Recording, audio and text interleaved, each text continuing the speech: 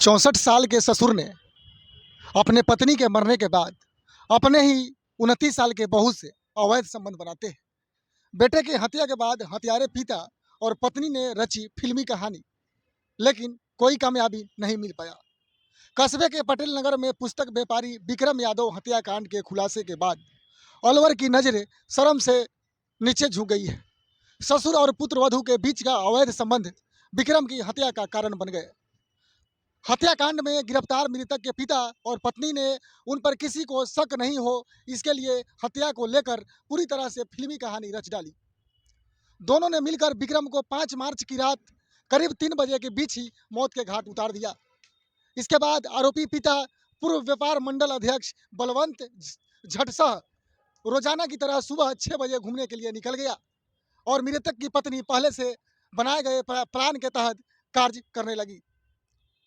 ऐसे में आरोपी पिता प्लान के मुताबिक घर से निकलकर कुंड रोड की तरह घूमने निकल गया ताकि किसी को भी उन पर बेटे की हत्या के शक ना हो तथा लोगों को लगे कि हत्या नहीं बल्कि आत्महत्या की है, जिस पर दोनों के अवैध संबंधों की जानकारी किसी को पता नहीं लगा सके।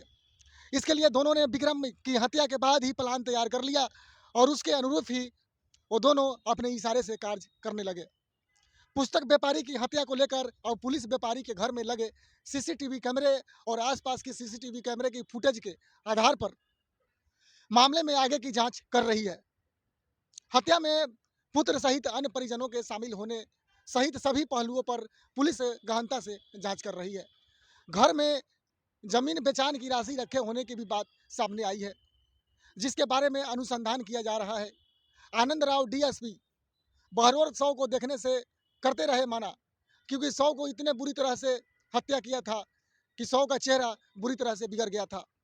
पिता बलवंत यादव और उसके एक रिश्तेदार ने छोटे बेटे की हत्या के बाद घर आए परिजनों और रिश्तेदारों का शव का चेहरा दिखाने से मना करते रहे और किसी को चेहरा नहीं देखने दिया।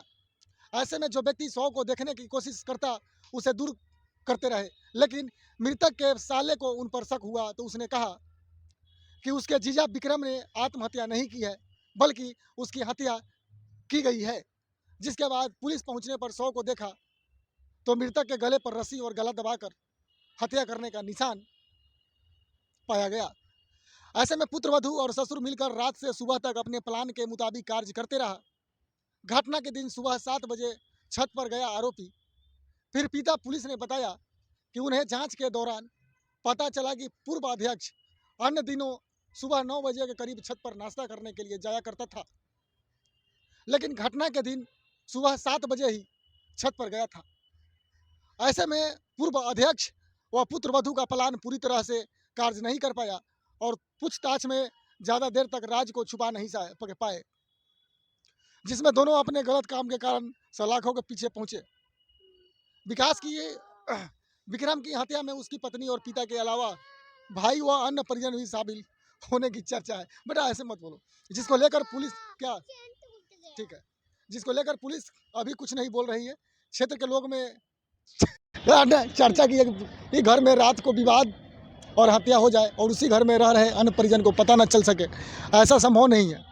पुलिस पर मिलीभगत कर अन्य आरोपियों को बचाने का आरोप लगा रहे हैं, लेकिन फिलहाल में सूत्रों के अनुसार हत्या के आरोपी बलवंत शाह ने कुछ दिन पहले जमीन बेची थी, जिसके 64 लाख रुपए घर में रखे हुए थे।